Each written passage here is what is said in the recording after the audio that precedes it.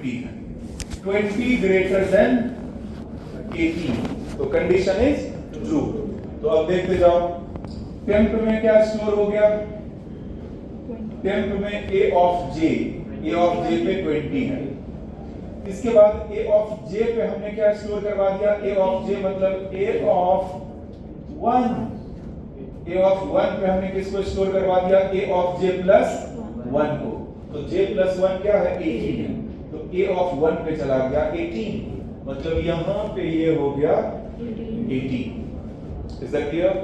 इसके बाद a of j plus 1 मतलब j plus 1 is a of 2, j is 1, तो 1 प्लस 1 2। तो a ऑफ 2 पे क्या चला गया, 20 टेम्प में जो है, तो दिस हैज बिकम 20। तो इस तरह से मैंने दोनों को स्वैप करवा दिया। अंडरस्टूड? नाउ इसके बाद काउंट बढ़ जाएगा, कैन यू सी, काउंट बढ़ के 1 हो जाएगा, मतलब कुछ ना कुछ स्वैप हुआ है तो काउंट इंक्रीमेंट हो गया। इसके बाद फिर j प्लस प्लस, तो j इज 2।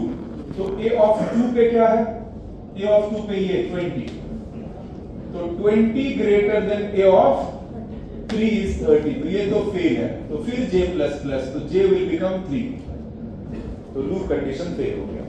तो लूप कंडीशन फेल हुआ तो इधर आएगा। हो सकता था पहले पूरा सॉर्टेड ही होता, मान लो अगर पूरा का पूरा सॉर्टेड ही होता, एक भी कुछ भी इधर उधर नहीं होता, तब तो काउंट 0 ही रह जाता ना।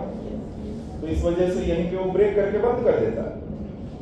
लेकिन अभी कुछ ना कुछ सॉर्टिंग हुआ है, तो अभी ब्रेक नहीं होगा क्योंकि काउंट इज 1। अब देखो यहाँ पे, अब i प्लस प्लस i क्या होगा, 1, लेकिन अभी तो पूरा सॉर्टेड हो चुका है ना। क्लियर? मान लो स्टार्टिंग में ही ऐसा भी आ जाता, राइट? तो अभी अगर लूप चलाएंगे तो फिर काउंट क्या हो जाएगा, 0, काउंट विल बिकम अगेन 0। अब यहाँ पे ये फिर से चलना शुरू हुआ, 0 less than n minus 1, 4 minus 1 3, are you getting? 4 minus 1, 4 minus I is what, 1, तो 4 minus 1 is 3, तो 0 less than 3, तो that is 2। तो a of 0 पे क्या है, a of 0 पे 12, 12 greater than a of 1 18, तो that is false।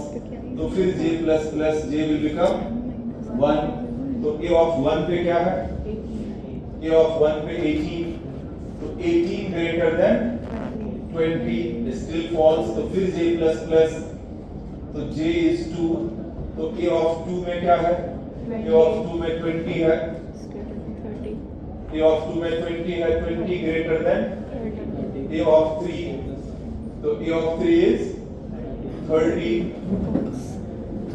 तो अभी ये तो फेल ही होता चलेगा, कहीं पे ट्रू हुआ, कहीं पे भी ट्रू नहीं हुआ।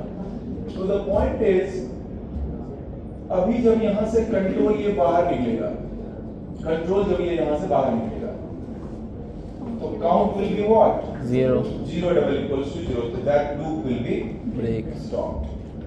तो लूप ब्रेक हो जाएगा, मतलब आगे फिर से इसमें लूप चलाने की जरूरत नहीं है। Is that clear? तो फाइनली सब कुछ तो हमने समझ लिया, बट टेल मी कहीं पे कुछ ऐसा इशू जिसको हमें सही करना हो, ऐसा कहीं पे कोई पॉइंट दिख रहा है?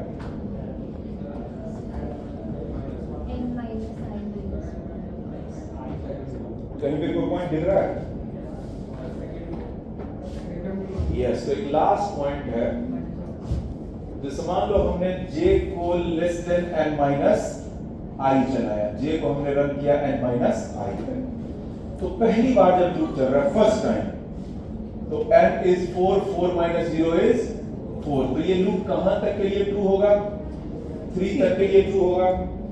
तो जब ये 3 तक के लिए ट्रू होगा और यहाँ पे कंडीशन चेक होगा, a ऑफ 3 पे जो है that is greater than a of 4, तो a ऑफ 4th इंडेक्स है, तो इंडेक्स आउट ऑफ बाउंड हो जाएगा, प्रोग्राम नहीं चलेगा।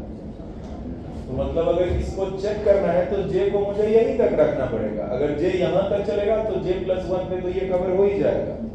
अगर j को यहां तक लेके चले गए तो j प्लस 1 तो कुछ है ही नहीं ना, तो ये सब कुछ सही है लेकिन ये चलेगा नहीं, आउट ऑफ बाउंड एक्सेप्शन हो जाएगा।